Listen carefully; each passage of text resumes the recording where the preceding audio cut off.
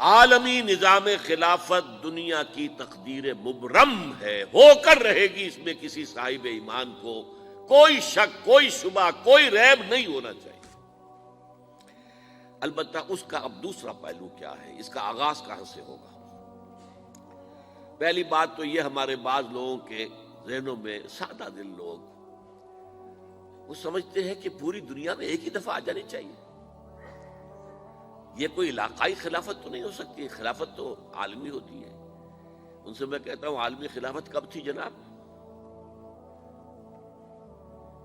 یہ تو نہ خلافت راشدہ میں عالمی تھی، کیا ہندوستان شامل تھا اس میں؟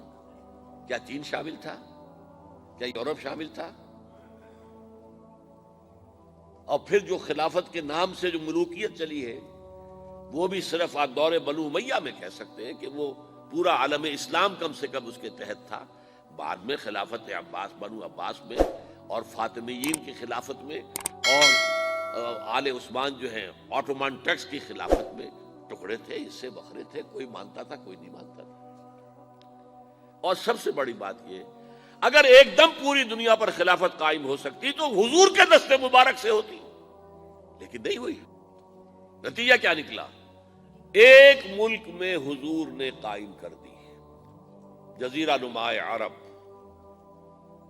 یہاں خلافت قائم ہو گئی، حضور خلیفہ ہے۔ اس کے بعد آپ کے خلفائے راشدین نے پھر اس کو وسعت دی، شرقاً غرباً شمالاً۔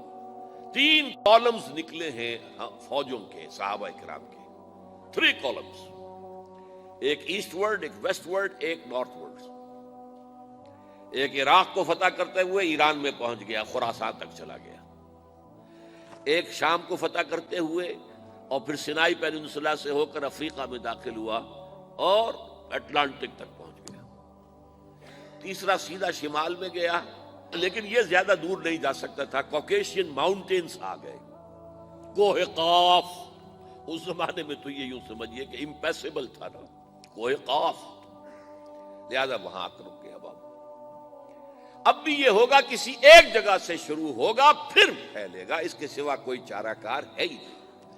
اگر ہر جگہ پوری دنیا میں ایک ہی وقت میں ہو سکتا تو حضور کے دست مبارک سے ہوتا صلی اللہ علیہ وسلم۔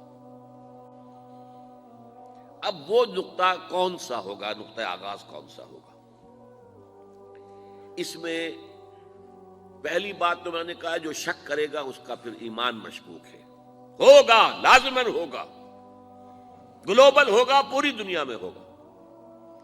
کہاں سے شروع ہوگا اس میں آپ اختلاف کر سکتے ہیں، لیکن مجھے تو 2 حدیثیں تو ملی ہیں جن سے یہ اندازہ ہوتا ہے کہ یہ اس مشرقی خطے سے ہوگا، عرب کے مشرق کی جانب کسی ملک سے ہوگا، کسی خطے سے ہوگا۔ وہ حدیثیں بھی اب آپ پڑھ لیجیے پہلے، پھر میں کہہ رہا ہوں یہ خزانہ ہے جو ہم نے آپ کی خدمت میں پیش کیا ہے، کاش کہ آپ اس کی قدر کر سکیں، یہ حدیثیں آپ کو ازبر ہو جائیں، یاد ہو جائیں، لوح قلب پر نقش ہو جائیں۔ ہندوستان اور خراسان یعنی موجودہ افغانستان کا ذکر ابن ماجہ کی روایت ہے، ان عبداللہ ابن الحارث رضی اللہ تعالی عنہ قال رسول اللہ صلی اللہ علیہ وسلم یخرج ناس من المشرق یؤتئون للمہدی یعنی سلطانہ، یعنی سلطانہ، دونوں طرح سے پڑھ سکتے ہیں۔ حضرت عبداللہ ابن حارث فرماتے ہیں رضی اللہ تعالی عنہ کہ حضور نے ارشاد فرمایا، مشرق کی طرف سے وہ فوجیں نکلیں گی، لوگ آئیں گے جو عرب میں مہدی کی حکومت قائم کریں گے۔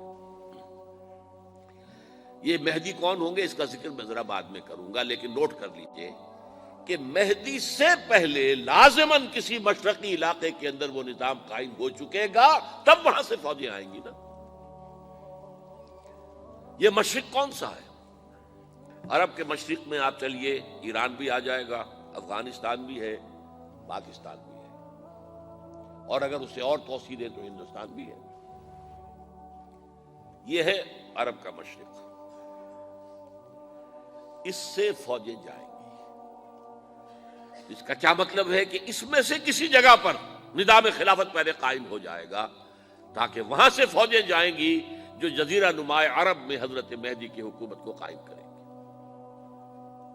اب دوسری حدیث سنیے، یہ سنن ابن ماجہ کی حدیث تھی جو میں نے آپ کو سنائی، آپ نے پڑھی۔ دوسری، عن ابی ہریرہ رضی اللہ تعالی عنہ،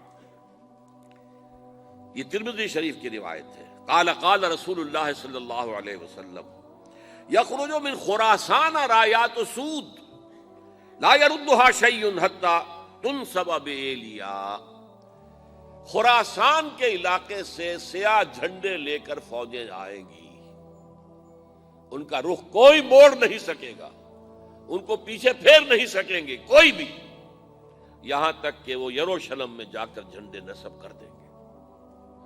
ایلیا حضور کے زمانے میں یروشلم کو کہتے تھے۔ یہ یروشلم تھا جب حضرت سلیمان کی حکومت تھی اور یہاں پر معبد سلیمانی، ہیکل سلیمانی قائم ہوا، پھر یہ یروشلم ہی رہا ہے تاریخ میں، یہاں تک کہ سن 70 عیسوی میں جب ٹائٹس رومی جنرل نے اس کو گرایا، ختم کیا، سیکنڈ ٹیمپل گرا دیا اور یہاں سے یہودیوں کو کہا نکل جاؤ، یہاں سے کوئی یہودی باقی نہیں رہا، تب بالکل تہو بالا برباد کر دیا۔ اس کے کوئی 150 سال بعد ہیڈریان، رومن ایمپرر ہیڈریان، اس نے پھر دوبارہ آباد کیا اس شہر کو۔ 150 سال تک یہ بالکل بنجر اور بالکل غیر آباد پڑا تھا۔ اب ہیڈریان نے جب آباد کیا تو اس کا نام ایلیا رکھا، اب یروشلم نام نہیں تھا، تو حضور کے زمانے میں پھر اس کا نام ایلیا تھا۔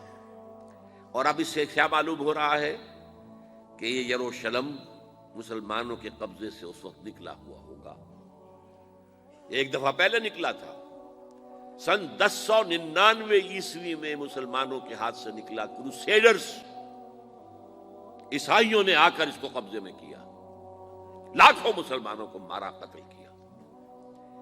اس کو 1187 عیسوی میں واپس لیا ہے، کس نے لیا ہے؟ صلاح الدین ایوبی، کرد، عرب کھوکھلے ہو چکے تھے، عربوں نے کھویا، واپس نہیں لے سکے، بہت حکومت کر چکے تھے، 400-500 برس کی حکومت کر کے، اور ان کے عیش اور ان کے آرام، اب ان میں جان نہیں تھی کہ وہ واپس لے سکے۔ واپس لینے والا گرم کرد خون تھا، صلاح الدین ایوبی۔ تو گویا کہ اب آپ سمجھئے کہ 88 برس تک عیسائیوں کا قبضہ رہا یروشلم پر۔ اب 1967 میں یہودیوں نے قبضہ کیا ہے، اور اب 38 برس تو ہو گئے، 88 نہیں تو 38 برس تو ہو گئے، لیکن وہ دور آئے گا کہ اب پھر لیں گے، لینے والے عرب بھی نہیں ہوں گے، خراسان کے علاقے سے فوجیں آئیں گی۔ یہ خراسان کیا تھا؟ ایلیا تو میں نے آپ کو بتا دیا، یروشلم کا نام ہے۔ خراسان اس زمانے میں ایک بہت بڑے ملک کو کہتے تھے، کچھ حصہ پاکستان کا بھی اس میں شامل ہے، کچھ حصہ ایران کا بھی ہے، ایران کے اس حصے کو اب بھی خراسان کہتے ہیں، وہ ایک صوبہ ہے، خراسان ایک صوبہ ہے ایران کا چھوٹا سا۔ پاکستان میں خاص طور پر یہ جو علاقہ مالاکنڈ ایجنسی کہلاتی ہے، اس سے اوپر جتنا علاقہ ہے، اور یہ جو واخان کی ایک پٹی آتی ہے اوپر، واخان افغانستان کی ایک پٹی سی دم سی چلی آتی ہے جو جا کر چائنا کی سرحد سے مل جاتی ہے، یہاں سے لے کے یہاں تک یہ جو مالاکنڈ کا وہ درہ ہے اور پہاڑ ہے، یہ بھی خراسان کا حصہ ہے۔ باقی تقریباً 2/3 آف افغانستان ساؤدرن حصہ نہیں ہے خراسان کا حصہ، یہ سیستان کہلاتا تھا، یہ خراسان نہیں ہے، لیکن یہ کہ اوپر کا 2/3 آف افغانستان، اور اس کے ساتھ یہ جو عرب، جو اب یہ ترک ممالک آزاد ہوئے ہیں سوویت یونین کی ڈسولوشن کے ساتھ، یہ سارا علاقہ کہلاتا ہے خراسان بزرگ۔